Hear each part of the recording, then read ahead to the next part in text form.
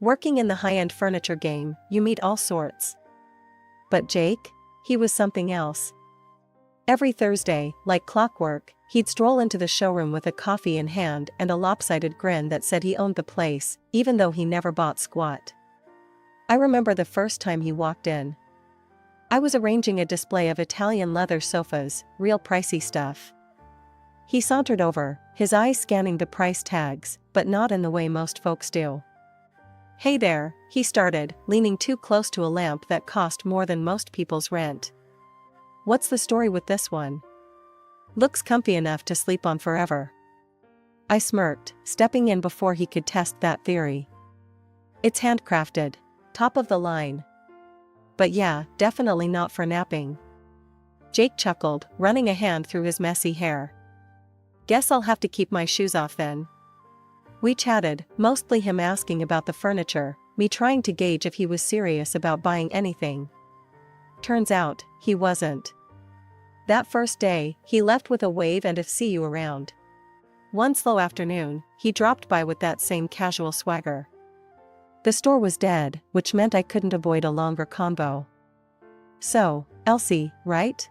You ever get tired of talking about couches and tables all day?" I leaned against the counter, crossing my arms. "It pays the bills. Besides, it's not so bad." "What's your deal anyway? You come in here all the time but never buy anything. Are you in the biz or just like messing with me?" Jake's laugh was a full-bodied sound that filled the room. "Nah, I'm not messing with you. Just like the vibe here, I guess. Plus, you're kind of fun to talk to." That day, he stayed longer than usual. We talked about everything, music, movies, you name it. He had an opinion on everything and a story to match. When he finally left, he turned at the door. "Hey, Elsie? You want to grab coffee sometime? Outside of these expensive walls?" I hesitated. This was new territory. "Sure, why not? But if you're planning to run a tab there too, I'm bringing a calculator." "Deal," he said with a laugh, and then he was gone. Coffee with Jake became our thing. Every time we met, he'd pick a spot as eclectic as the furniture he never bought. Each cup of coffee felt like a continuation of a conversation that never really ended. It flowed from furniture to life plans, from jokes to personal dreams. A year flew by since Jake and I started dating. He had this knack for making ordinary days feel like little adventures. It wasn't just coffee dates anymore. We had road trips, late-night movie marathons, and lazy Sundays spent wandering through flea markets. He seemed genuine, you know? Like a real stand-up guy. Then, out of the blue, during a picnic in the city park, nothing fancy, just us and some takeaway sandwiches, Jake got down on one knee. I almost choked on my soda. "Elsie, will you marry me?" he asked, holding up a ring that caught the sunlight just right. I laughed, half because I was nervous, and half because it felt so right. "Are you serious right now?" "Dead serious. I want all my tomorrows to start with you." His eyes were all hopeful, like a kid waiting to see if he'd won the top prize at a carnival game. I didn't need to think about it. Yes, Jake. Of course, yes. The next thing was meeting his folks. Jake had mentioned them, but we hadn't spent time together, and from what he said, they were a bit uptight. He decided it was time to introduce me properly, so he planned a dinner at their place. When we arrived, their house was, let's just say, eclectic. Every corner crammed with some fancy piece from a different era or style.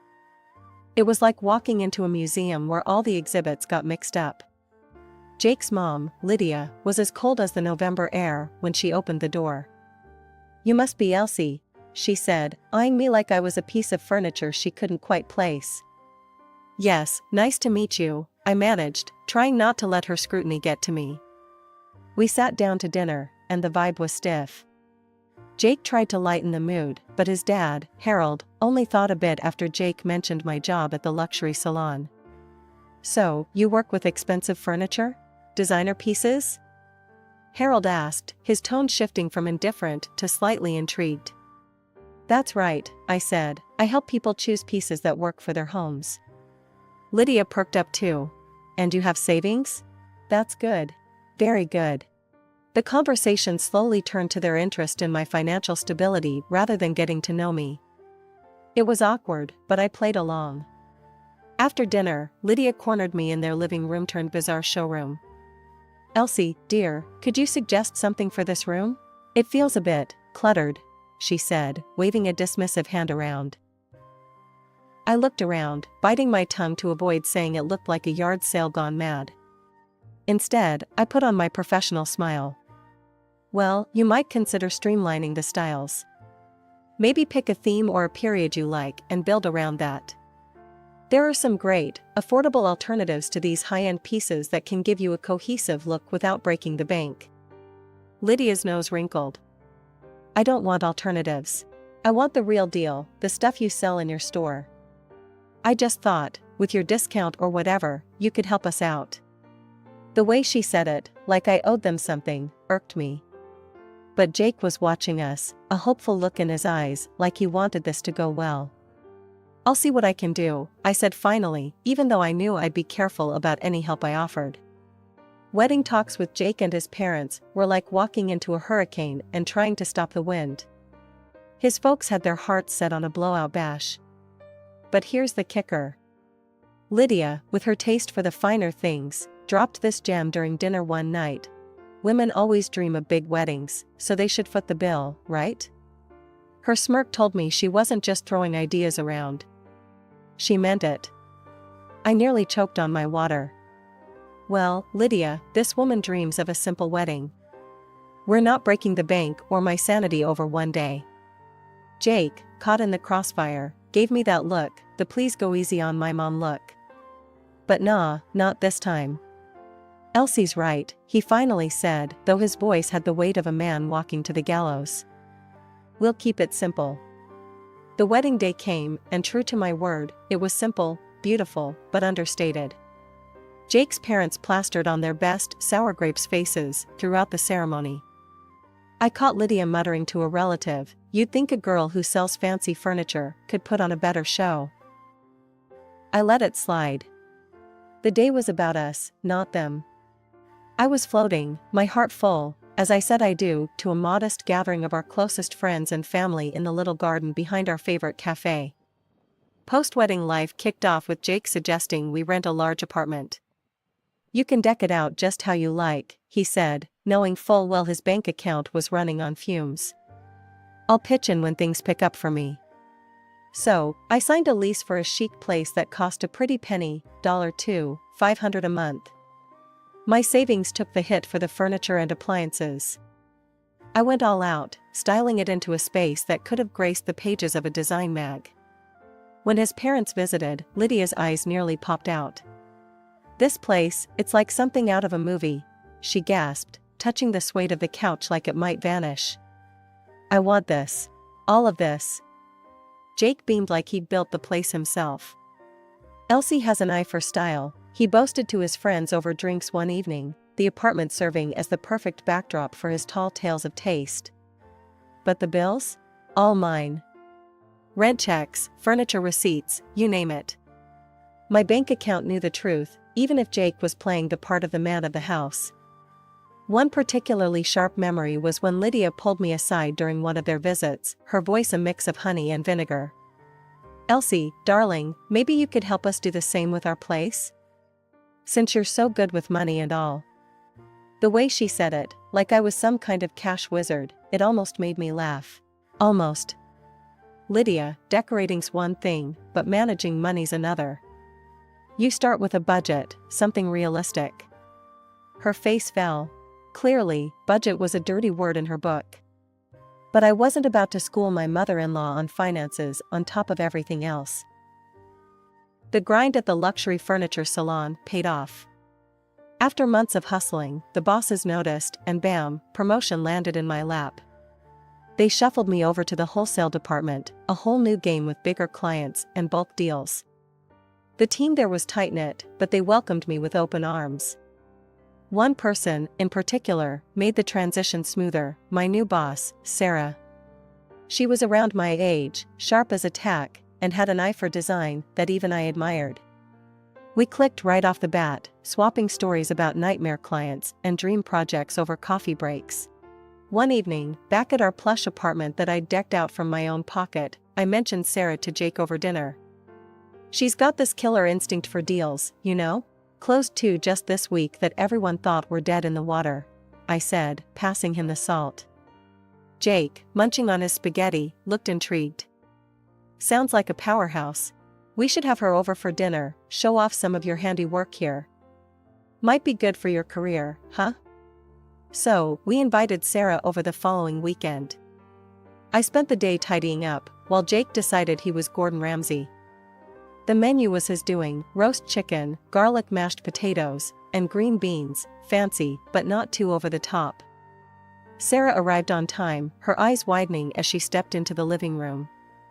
"Wow, Elsie, this place is incredible. You did all this?"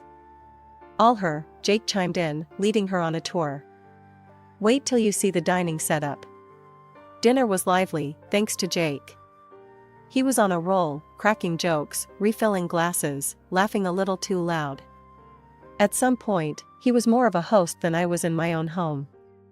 I caught him a few times, being extra attentive to Sarah, laughing a touch too heartily at her jokes, which were funny but not that funny.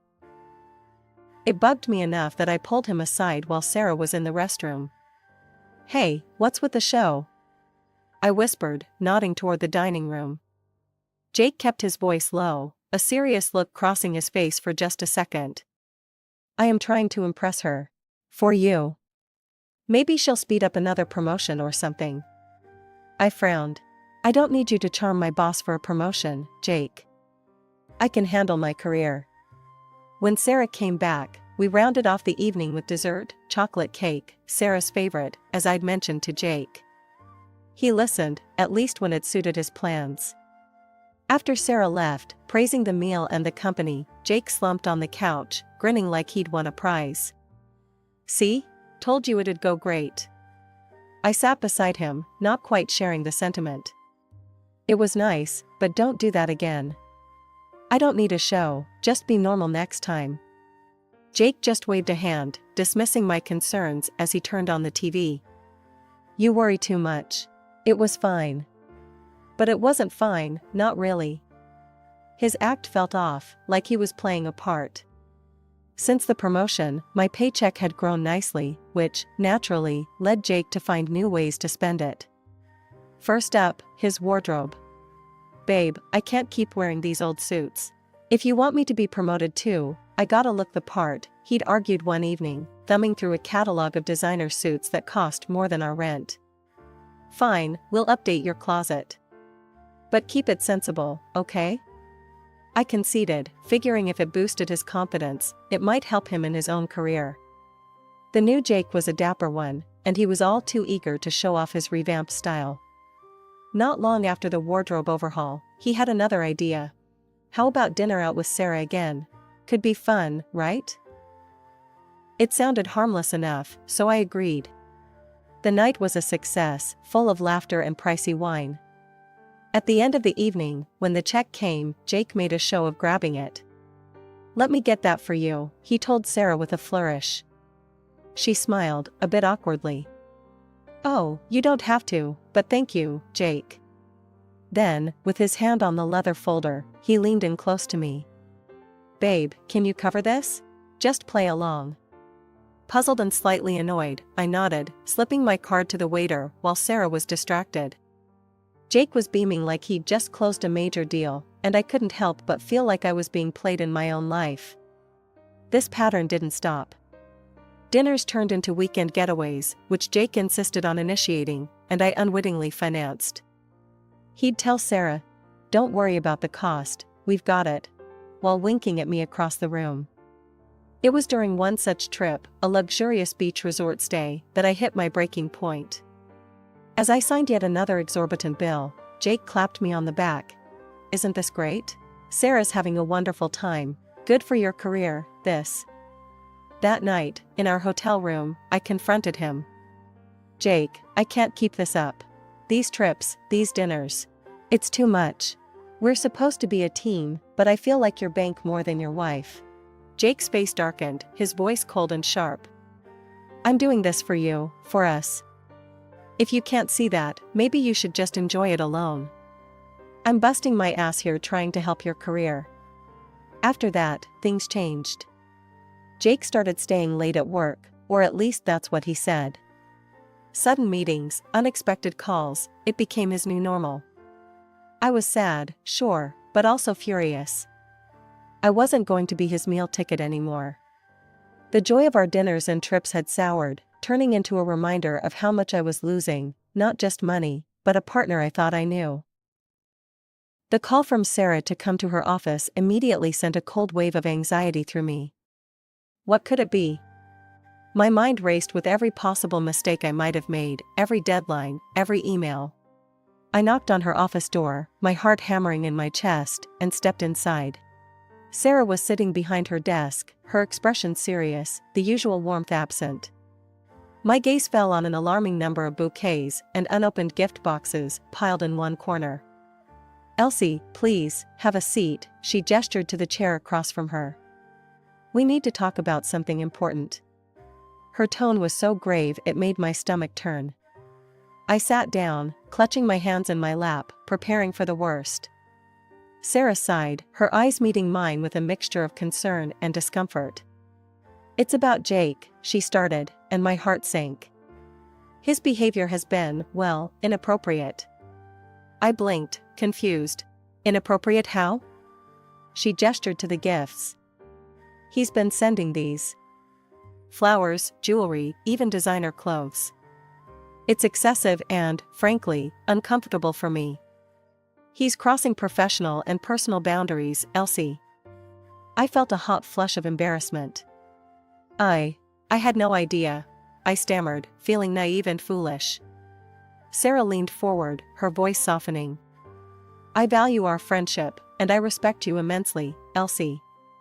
That's why I need to be honest. He's making advances. I've told him repeatedly that I'm not interested, that I see him only as your husband, but he isn't listening. I swallowed hard, a lump forming in my throat. Thank you for telling me, Sarah. I'll handle it. My voice was a whisper, barely holding back tears. I got home, still reeling, only to find Jake in the living room, a suitcase by his side. His demeanor was light, almost giddy, which only fueled my growing anger. There you are. I've got news. He beamed at me impudently, as if oblivious to the storm inside me. I've decided it's time for a fresh start. Quit my job today, and I think it's best if my parents move in here. You should find another place. His words hit me like a physical blow. What are you talking about, Jake?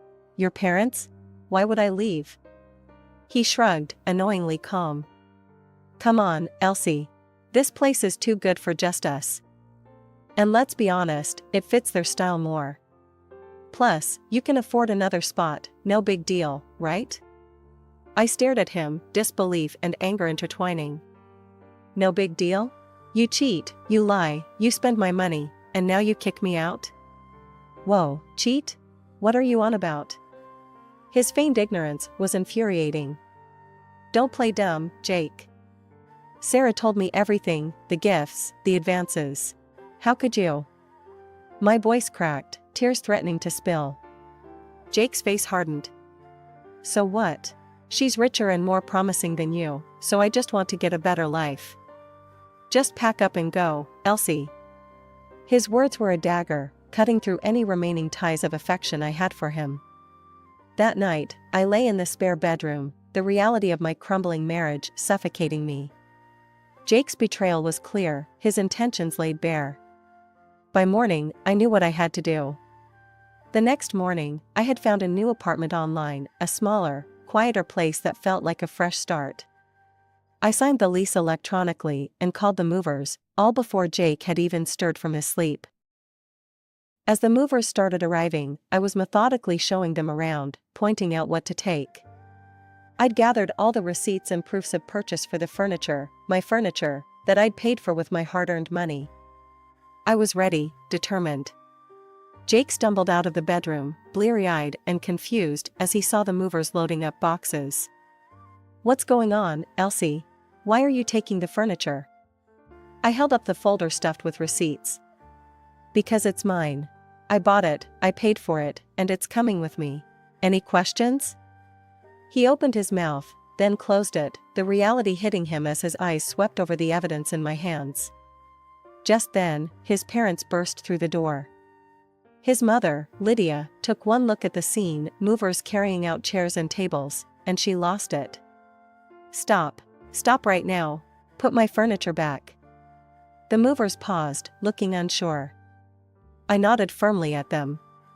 Keep going, guys. It's all documented. Lydia was frantic, her voice rising in panic as she turned to Jake. How are we supposed to live here without any furniture? What are we going to do? I couldn't help but laugh. Oh, don't worry, Lydia. I'm sure Jake's new girlfriend will furnish your lives splendidly, I said, the sarcasm dripping from every word. His mother looked at him hopefully, her eyes darting back and forth between the emptying apartment and her son. And your little boss is going to buy us all this? Is she going to take care of us now? I shook my head, almost in disbelief at their audacity. Actually, I spoke to her yesterday. She wants nothing to do with you or Jake. She's sending back every ridiculous gift he bought. The look on Jake's face was priceless, a mix of shock, embarrassment, and a realization that his schemes were crumbling around him. Lydia's wrath turned to her son as she poked him hard in the chest. You fool. We could have had a good life here with Elsie supporting us, and you ruined it. Jake's desperation was palpable as he turned to me, his voice shaky. Elsie, please, don't do this. We can fix it. We can start over. I handed him an envelope, the divorce papers I had prepared. This is the only thing left to start over. My lawyer will call you. As I walked out of the apartment, I didn't look back.